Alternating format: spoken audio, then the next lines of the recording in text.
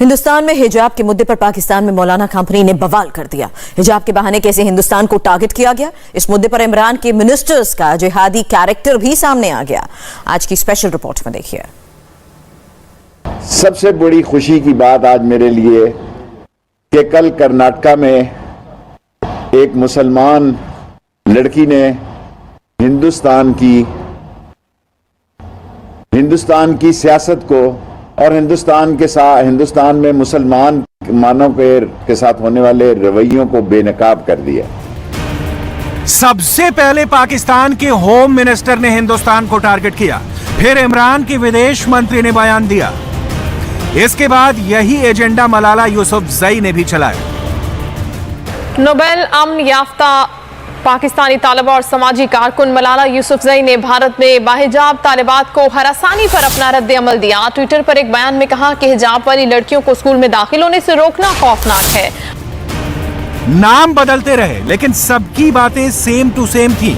अब पाकिस्तान के पूर्व क्रिकेटर जावेद मियांदाद का बयान सुनिए। इनके क्रिकेट शो में भी जहरीले एजेंडे से हिंदुस्तान को निशाना बनाया गया। ये देखिए प्राइम मिनिस्टर कंट्री को संभालो भाई। तुम्हारी कंट्री में लोग भूखे मरना भी चाहते हैं, लोग तरस रहे हैं, कोई मार कुटाई है, वो खाने को नहीं है, पीने को नहीं है, और तुम्हें ना ये चीजें पड़ी है, लड़ाई लग रहा है। पूरा मामला समझिए, लफ्ज अलग अलग है, स्क्रिप्ट भी डिफरेंट है, लेकिन ये मामला हिंदू मुसलमान का नहीं है। हिजाब बहाना है, मकसद हिंदुस्तान को नुकसान पहुंचाना है। मोदी सरकार ने बाहिजाब खवातीन का जीना मुश्किल कर दिया। हुकूमत जो कि वहां बीजेपी की है, उसने मौका गनीमत जाना और उसने यूनिफॉर्म कोड के नाम पे पूरे तालीमी इदारों में पाबंदी लगा दी। आरएसएस के इंतहा पसंद उसे हिरासा करते हैं, उस पर जिंदगी तंग कर दी जाती है। मोदी ने अक़लियतों के खिलाफ नफरत को एक बामे अरूज तक पहुंचा दिया है। ऑल टाइम हाई सबका मुकाबला करते हुए जा रही है उन दहशतगर्दों का जो कि मोदी के बनाए हुए दहशतगर्द हैं। पाकिस्तान की कोशिश हिंदुस्तान की मुश्किलें बढ़ाना है। मामला कर्नाटक के स्कूल का है जिस पर कोर्ट में सुनवाई चल रही है, फैसला आना बाकी है, लेकिन इमरान खान की कोशिश है कि किसी भी तरह से इस मुद्दे को इंटरनेशनल बना दिया जाए। कर्नाटका में एक मुसलमान लड़की ने हिंदुस्तान की सियासत को और हिंदुस्तान में मुसलमानों के साथ होने वाले रवैयों को बेनकाब कर दिया। दुनिया और आलम इस्लाम फौरी तौर पर इस हवाले से अपने आवाज को बुलंद करे। आज भी देख लें कि हम बुनियादी तौर पे हम रिएक्ट नहीं कर रहे, हम समझते हैं कि कोई औरत है ही नहीं। आज जब मैं वीडियो देख रहा था तो मुझे एकदम से एक और बच्चे की याद आई और वो बच्चा है बुरहान वानी। भारत की रियासत कांप जाती है जब लाइला कहने वाले डर जाते हैं, चाहे वो एक बुरहान वानी हो या एक सैयद अली गिलानी हो। टीवी स्टूडियो में बहस की शुरुआत हिजाब से होती है, फिर आतंकवादी और अलगाववादी तक पहुंच जाती है। चुन चुन कर शब्दों का इस्तेमाल हो रहा है। पाकिस्तान की कोशिश दुनिया के मुस्लिम देशों को इकट्ठा करके एंटी इंडिया मोर्चा तैयार करने की है। हिंदुस्तान के अंदर जो खेल खेला गया और जिस अंदाज से हिंदुस्तान में जो है एक बर्बरियत और वहशत का दौर जो है वो शुरू हुआ है, एक तसलसल के साथ वहाँ अक़लियतों के साथ जो सलूक हो रहा है, तो उसका तकाजा ये है कि दुनिया और आलम इस्लाम फौरी तौर पर इस हवाले से अपने आवाज़ को बुलंद करे। 11 जो फरवरी है, परसों पूरे मुल्क के अंदर यौम यकजहती जो है दुख्तरान हिंदुस्तान की मजलूम बहनों के साथ, मुसलमानों के साथ, अक़लियतों के साथ यौम यकजहती का दिन मनाया जाए। पाकिस्तान के पूर्व वजीर आजम नवाज शरीफ की बेटी मरियम नवाज ने ट्विटर पर अपनी प्रोफाइल पिक्चर में कर्नाटक की मुस्लिम लड़की की तस्वीर लगाई है। मतलब साफ है, पाकिस्तान के बाकी नेता भी इमरान खान के एंटी इंडिया कैंपेन में शामिल हो चुके हैं। पाकिस्तान के कट्टरपंथ का लेटेस्ट एग्जाम्पल देखिए। वहां एक टीवी चैनल में क्रिकेट पर चर्चा हो रही थी, अचानक ही जाने कहां से ऑर्डर आया तो मैच डिस्कशन रोक दिया गया और हिंदुस्तान का मुद्दा चालू हो गया। जिहादी क्रिकेटर और पत्रकार मिलकर अपना भारत विरोधी कैरेक्टर दिखाने लगे। जब तक मोदी है ना, आप हर चीज देख सकते हैं। बिल्कुल, कुछ नेगेटिव भी होगी, पॉजिटिव नहीं होगी। पाकिस्तान ने हमेशा हाथ बढ़ाया कि आओ बात करो मिल बांट के, पहले भी तो था, ऐसा ही आना जाना फ्री था, कोई प्रॉब्लम ना था, मोहब्बत प्यार थी। मगर इन्होंने आके जब से ये बदबूदार लोग हैं, बिल्कुल ऐसा ही है। समझे ना, ये सिर्फ चाहते हैं हिंदू मुस्लिम और इस तरीके से फाइट होती है, अपनी सियासत और कि वो हो नहीं सकती। कायद-ए-आज़म मोहम्मद अली जिन्ना साहब का वो कॉल मुझे याद आ गया कि Muslims who are opposing Pakistan will spend rest of their life proving loyalty to India.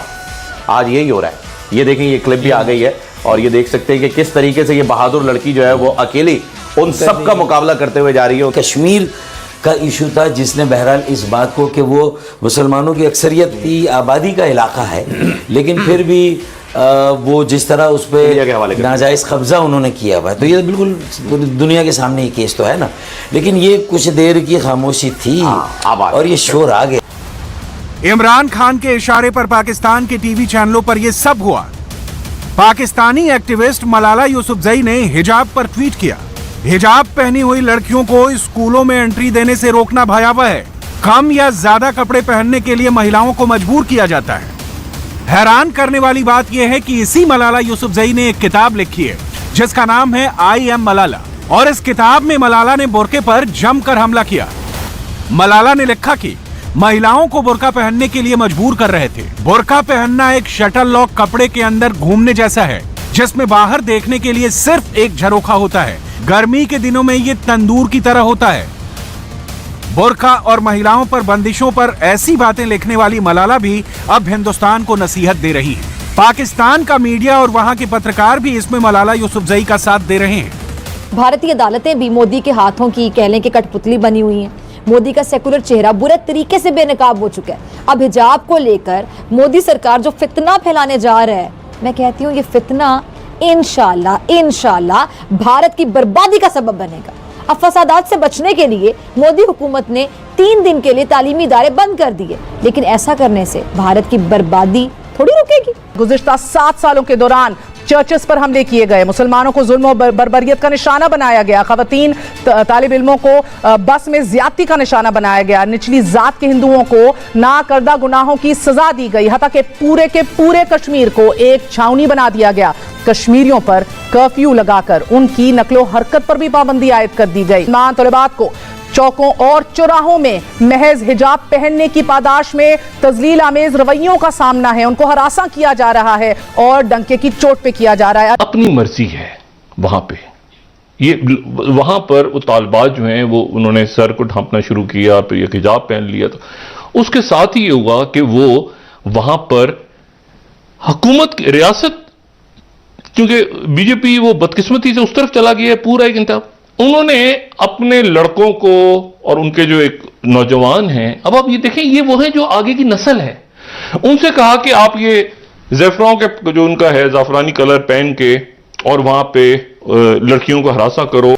Pakistan की वजीर आजम और वहां की आवाम महिलाओं पर तरह तरह की बंदिशों को जायज ठहराती है। यानी पाकिस्तान इस्लामिक कट्टरपंथ और तालिबानी सोच की सबसे बड़ी मिसाल है। ये वही रूढ़िवादी सोच है जिसकी बातें कट्टरपंथी इस्लामिक दहशतगर्द यानी तालिबान, अल-कायदा और ISIS जैसे संगठन करते हैं। और पिछले 24 घंटे से पूरा पाकिस्तान मिलकर हिजाब पर लेक्चर दे रहा है। वहां के हर चैनल पर यही हेडलाइन और ब्रेकिंग न्यूज चल रही है। हिजाब करूंगी, कोई नहीं रोक सकता। भारत की मुसलमान तालिबा डट गए। भारतीय रियासत कर्नाटक में इंतहा पसंद हुजूम के सामने एक निहत्ती लड़की का नारा तकबीर पूरी दुनिया ने सुना। हिजाब के खिलाफ हिंदू शिद्दत पसंद ओछे हथकंडों पर उतर आए हैं। नरेंद्र मोदी के नाम नेहाद जमहूरी देश भारत में मुसलमानों पर जमीन तंग कर दी गई है। रियासत कर्नाटक में बाहिजाब तालिबात पर कॉलेजेस के दरवाजे बंद कर दिए गए हैं। जो भी मुसलमान तालिबा हिजाब पहनकर कॉलेज आने की कोशिश करती है तो जाफरानी ब्रिगेड पर मुश्तमिल RSS के इंतहा पसंद उसे हिरासा करते हैं, उस पर जिंदगी तंग कर दी जाती है, जुमले कसे जाते हैं। 1.5 माह से कर्नाटक की तालिबात हिजाब पर पाबंदी के खिलाफ सरापा एहतजाज है। भारत की रियासत कांप जाती है जब ला इलाहा कहने वाले डर जाते हैं, चाहे वो एक बुरहान वानी हो या एक सैयद अली गिलानी हो या नाना की लाश पर बैठा हुआ एक मासूम सा 3 साला अयाद हो। भारत के जुल्म के आगे अहले ईमान न कभी झुके हैं न कभी झुकेंगे। इंडिया टीवी हर वक्त हर जगह डाउनलोड करने के लिए सर्च करें India TV news Google play store या ऐप स्टोर पर।